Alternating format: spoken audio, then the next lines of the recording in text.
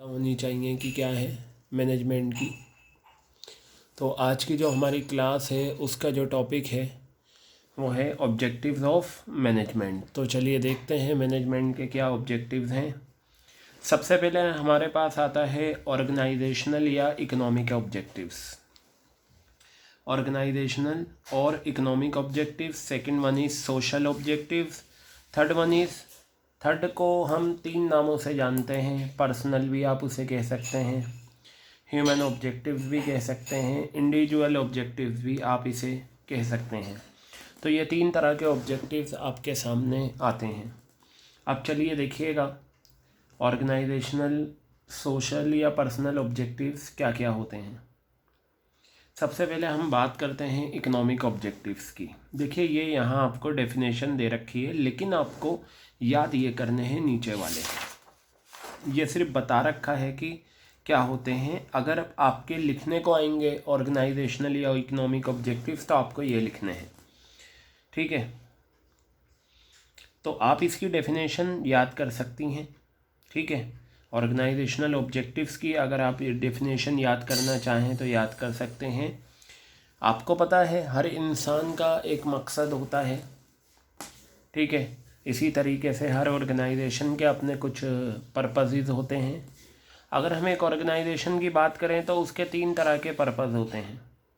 एक ऑर्गेनाइजेशनल या economic objectives होते हैं। तो let's see what are the economic objectives.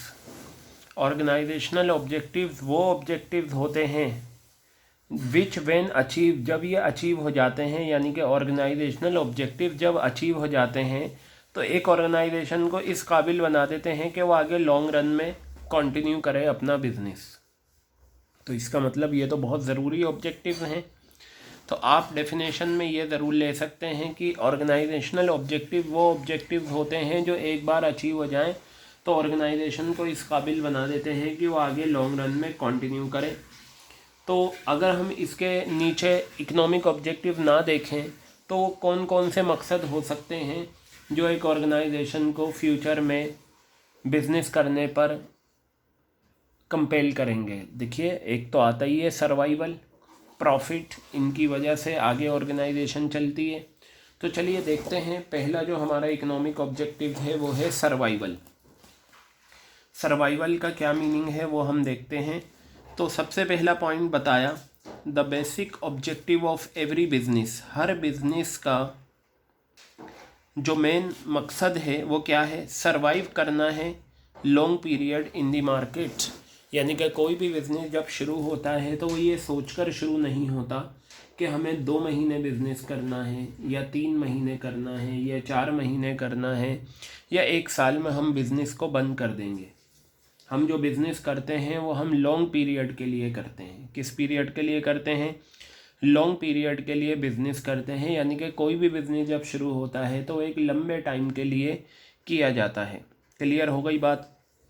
तो अब मैनेजमेंट को क्या इंश्योर करना चाहिए, ऑर्गेनाइजेशन की सर्वाइवल। और ऑर्गेनाइजेशन की सर्वाइवल कब होगी, जब वो ऑर्गेनाइजेशन ज़्यादा रेवेन्यू अर्न करे ख़र्चों के मुकाबले। तो बताया management must ensure survival of the organization earning enough revenue to cover its cost.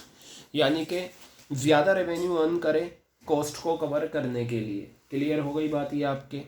अब दूसरा पॉइंट जो हमारा यहाँ पर आता है वो क्या है, प्रॉफिट। देखिए प्रॉफिट के बिना तो हम आगे नहीं जा सकते, हमें प्रॉफिट अर्न करना ही होता है। हाँ ये होता है ज़्यादा प्रॉफिट भी अर्न कर सकते हैं, कम प्रॉफिट भी अर्न कर सकते हैं, depending upon the paying capacity of the market और you can say of the customers. Clear है बात या नहीं।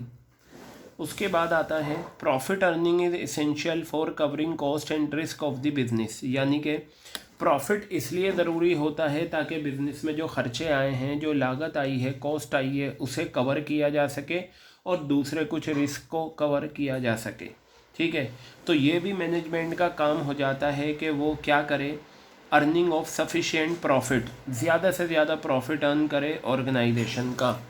क्या करे, ऑर्गेनाइजेशन के लिए ज़्यादा से ज़्यादा प्रॉफिट अर्न करने की सिचुएशन को देखें।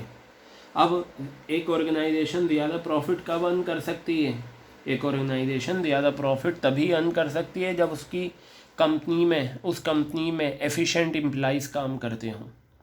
आप सोचिए, गूगल कंपनी का जो CEO है, chief executive officer Surinder Pichai, वो साल में 1700+ करोड़ यानी कि 1700 करोड़ से ज़्यादा अर्न करता है। As an employ he is working, ठीक है, and he is earning more than 1700+ crore every year. तो क्या है ऐसा उसके अंदर? अगर उसे 1700 करोड़ रुपए मिल रहे हैं तो कई हज़ार करोड़ का बिजनेस कंपनी को दे रहा है। तो याद रखना, मैनेजमेंट में जितने अच्छे लोग होंगे उतना ही अच्छा कंपनी प्रॉफिट अर्न करेगी। तीसरा पॉइंट आता है ग्रोथ, आगे बढ़ना। अगर आपका एक शोरूम है तो आप 2 शोरूम खोलें तो इसे आप ग्रोथ कहेंगे। Management must ensure future growth and development of the business, ठीक है। ग्रोथ के बारे में बताया कि ग्रोथ एक बिज़नेस की किस तरीके से होती है। आप यहाँ पर देखिएगा, एक बिज़नेस की ग्रोथ किस तरीके से होगी। तो बताया, एक बिज़नेस की ग्रोथ जो है हम किस तरीके से मेजर कर सकते हैं?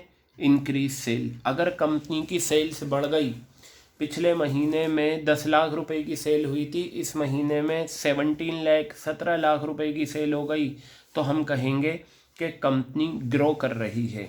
तो यानी कि ग्रोथ ऑफ अ बिज़नेस के जो इंडिकेटर हैं या मेजरमेंट्स हैं, एक तो होता है कि सेल बढ़ जाए, दूसरा increase in number of products, यानी कि पहले आप एक प्रोडक्ट बनाते थे, अब आपने और कई सारे प्रोडक्ट ले आए। आप देखते हैं एक कंपनी है जो बहुत सारे प्रोडक्ट्स अब बना रही हैं, तो हम ये कहेंगे कंपनी क्या कर रही है? ग्रो कर रही है। और आप यू कैन से increase in the number of employees. Number of employees क्या होगा? बढ़ गए। ये बताइए, जब एक कंपनी में नंबर ऑफ़ एम्प्लॉइज़ बढ़ेंगे तो इसका क्या मतलब है? इसका मतलब ये है कि वो कंपनी जो है ज़्यादा प्रोडक्शन कर रही है, तभी तो एम्प्लॉइज़ बढ़े हैं। या कैपिटल इन्वेस्टमेंट, कंपनी ने जो है बिज़नेस में ज़्यादा इन्वेस्ट कर रही है। तो बेटा ये चारों फैक्टर याद रखिएगा इंक्रीज़ वाले, क्योंकि अगर स्टोरी टाइप क्वेश्चन बन गया और ये पूछा कि बताइए इकोनॉमिक ऑब्जेक्टिव्स के कौन सा ऑब्जेक्टिव है जिसमें ये कवर होता है, तो आप लिख सकें ग्रोथ। ठीक है, क्लियर हो गई बात। ये थे आपके ऑर्गेनाइजेशनल ऑब्जेक्टिव्स। अब मैं बात करता हूँ सोशल ऑब्जेक्टिव्स की। किसकी बात करता हूँ? सोशल ऑब्जेक्टिव्स की बात करता हूँ। देखिए, when we talk about social, it means related to society, यानी कि वो मकसद कंपनी के, वो ऑब्जेक्टिव्स कंपनी के जो सोसाइटी से रिलेटेड होते हैं, सोसाइटी के बेनिफिट के लिए होते हैं, ऐसे ऑब्जेक्टिव को सोशल ऑब्जेक्टिव्स कहा जाता है।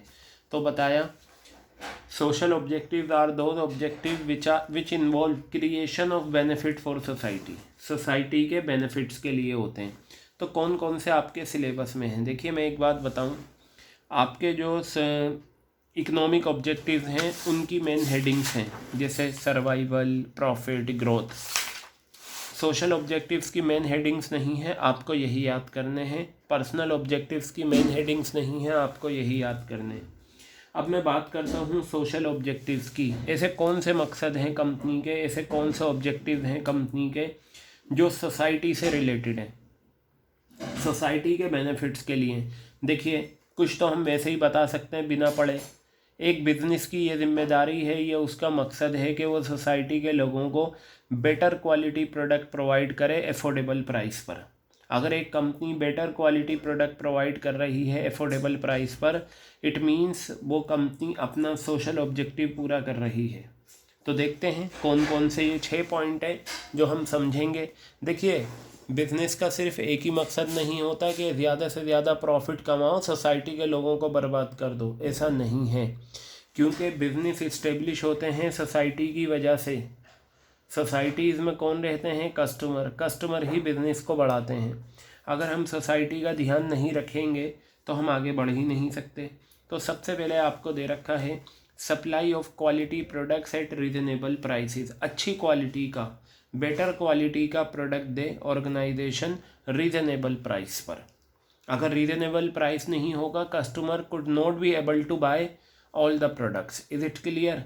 तो जिस सोसाइटी में हमने अपना बिजनेस इस्टेब्लिश करा है वहाँ के लोगों की पेइंग कैपेसिटी को देखते हुए हमें रीज़नेबल प्राइस डिसाइड करना चाहिए और उस रीज़नेबल प्राइस पर हमें अच्छी क्वालिटी के प्रोडक्ट सप्लाई करने चाहिए। दूसरा पॉइंट आया फाइनेंशियल सपोर्ट टू कम्युनिटी, यानी कि सोसाइटी के लोगों को financial in terms of money support मिलनी चाहिए। दूसरा है organizing educational health and vocational training program. Business क्या करे, इन प्रोग्राम की तरफ ध्यान दे, ये ऑर्गेनाइज करे और हाँ जब प्रोडक्शन करे तो environmental friendly methods of production, कौन से मेथड्स ऑफ प्रोडक्शन यूज़ करे, इन्वायरमेंटल फ्रेंडली, यानी कि जो हमारे इन्वायरमेंट को पॉल्यूटेड ना करें, यानी कि जिससे इन्वायरमेंट में पॉल्यूशन ना फैले। ठीक है, ऐसे को हम क्या बोलते हैं, environment friendly methods of production हम यूज़ करें ऐसे। ठीक है, जहाँ पर पॉल्यूशन ना हो। पांचवा पॉइंट है सोसाइटी में जो वीकर सेक्शन है, यानी कि weaker section of the society होते हैं शेड्यूल कास्ट, शेड्यूल ट्राइब, ये लोग होते हैं, इन लोगों के लिए एम्प्लॉयमेंट अपॉर्चुनिटीज़ प्रोवाइड करना। इन लोगों के लिए क्या प्रोवाइड करना, एम्प्लॉयमेंट अपॉर्चुनिटीज़ प्रोवाइड करना weaker section of the society के लिए।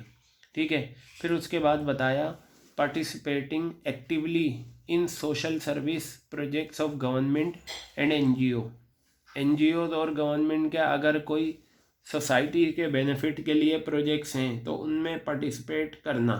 तो बेटा ये 6 पॉइंट्स हैं सोशल ऑब्जेक्टिव्स के जो आपको याद करने हैं, इन्हें आप इसी तरीके से याद रखिएगा।